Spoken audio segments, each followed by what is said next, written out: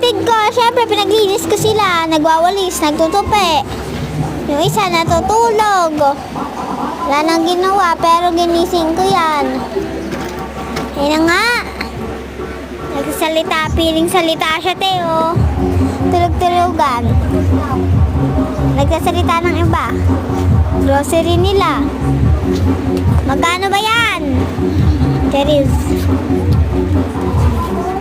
Paninda. Naging pagkain na nila.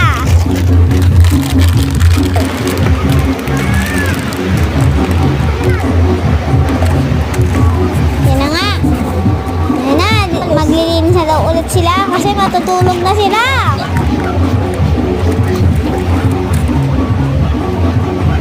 Yan na.